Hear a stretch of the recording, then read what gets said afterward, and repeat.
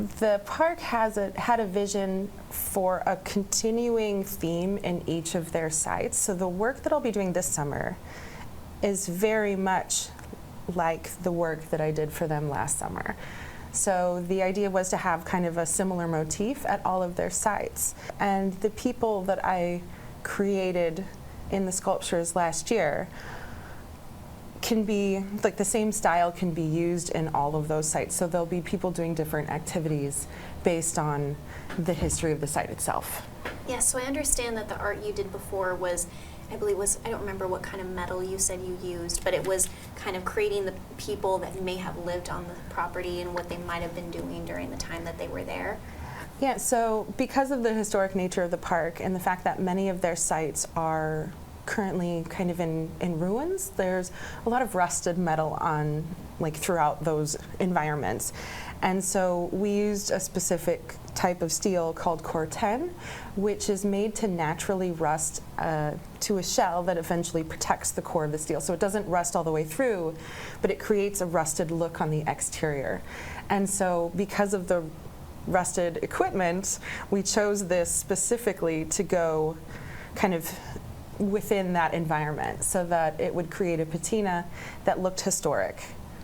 Great. All right, so tell us a bit about how long you see the process taking for these new pieces. I know you said you will be going back this summer. Mm-hmm. How much of that is planning that you do before you go versus when you're actually there on site? So the vast majority of the project happens here from my small workspace at home.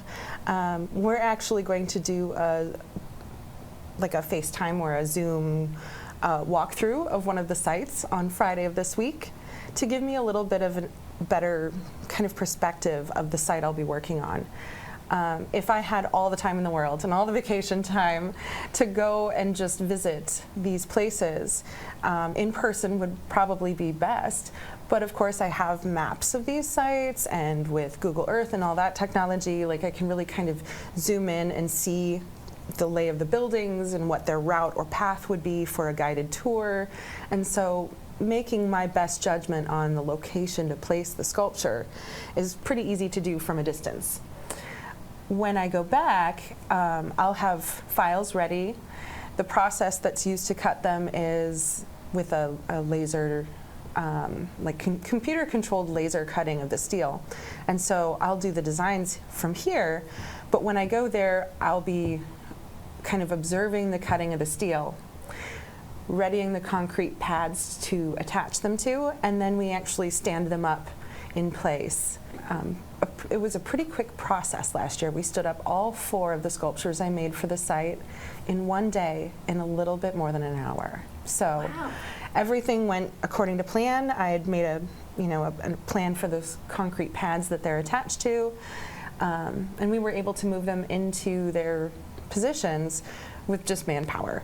And so we rolled them along the ground and then only had to lift for a brief period of time to get them positioned just right. We bolted them down and they were standing and ready to go. Great. So you said it was 4 pieces you did previously, mm-hmm. and how many exactly are you going to be doing now? This year we're going to be doing 6. What we've decided to do is repurpose one of the sculptures or one of the designs I created last year. He was just a waving miner, and so he's just a very friendly face and can really work in almost any of their sites because all of those historical sites are related to mining. So this year we'll be cutting 6, but I'm only designing 4 new ones.